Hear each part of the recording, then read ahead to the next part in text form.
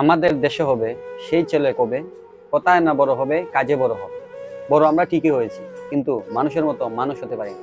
বলছিলাম সুনামগঞ্জে দিরায়ে চারল গ্রামের অসহায় এক কৃষকের কথা।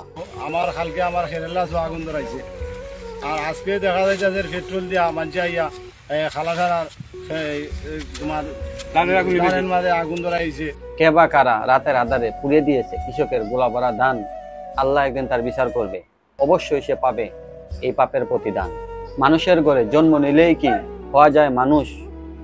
হায়নার মতো হিংস্র ওরা মানুষের মুখোশধারী অমানুষ। তো বিষয়টা খুবই দুঃখজনক, খুবই লজ্জাজনক, এবং আমার থেকে আমি তীব্র নিন্দা জানাচ্ছি যে এরকম কুলাঙ্গার আজও দুনিয়াতে বেঁচে আছে। তো একজন গরিবের অসহায় 1 বছরের অর্জিত ফসল যদি আপনি এক নিমিষেই নষ্ট করে দেন, তো একজন গরিব অসহায় দিনমজুর কিভাবে সেটা সহ্য করবে? যদি সেটা 1000-500 টাকা হতো অবশ্যই মেনে নেওয়া যেত, কিন্তু একজন অসহায় গরিবের প্রায় 250 থেকে 300 মণ ধান এক রাতের মধ্যেই নিমিষেই পুড়ে ছারকার হয়ে গেছে।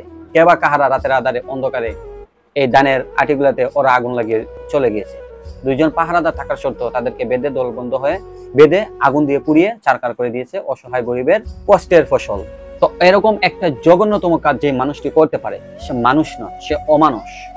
ভাই, জানি না কে বা কাহারা এই কাজটি করিয়াছে, তবে যদি আমার ভিডিওটা তাদের সামনে যায়, আপনারা বেশি বেশি করে আমার ভিডিওটা শেয়ার করে দিবেন। আমি তাকেই কিছু কথা বলবো, ভাই তুই যে কাজটা করেছিস, তুই কি একবার ভাবিসনি এই যে 200 থেকে 250 মণ ধান যে কৃষকটা সারা বছর কষ্ট করার পরে ধানগুলা তার গড়ে নিবে, সে আশা করেছে, সেই ধানগুলা তুই পুড়িয়ে ছারকার করে দিলে। ভাই, তোর কি কলিজা কাঁপে নাই? ভাই, তুই কিভাবে পারলি একটা অসহায় মানুষের পেটে লাথি দিতে? কিভাবে পারলি একটা পরিবারকে ধ্বংস করে দিতে? ওই পরিবারের ছোট ছোট মাসুম বাচ্চা অনেকেই আছে যাদের এই রিজেক্টগুলা তাদের খুবই প্রয়োজন, এই ধানগুলো তাদের প্রয়োজন। এই ধানগুলা দিয়ে হয়তো তারা বাকি 1 বছর তারা বসে বসে খেতে পারবে, এটা তাদের খুবই প্রয়োজন। তুই কি করলি ভাই? এক নিমিষেই তাদের ধানগুলো তুই নষ্ট করে দিলি। তবে এটা আমাদের সমাজের জন্য খুবই খুবই জঘন্যতম একটা কাজ। তীব্র নিন্দা জানাই এরকম। এবং আমি বলবো খুব শীঘ্রই প্রশাসনের লোক এই তদন্ত করে এই অপরাধীকে ধরে শাস্তি দেওয়া হোক, এমন শাস্তি দেওয়া হোক যাতে পরবর্তীতে কেউ এরকম কোনো কিছু করার সাহস না পায়। ভিডিওটা শেয়ার দিয়ে দিন যাতে সবাই দেখতে পারে।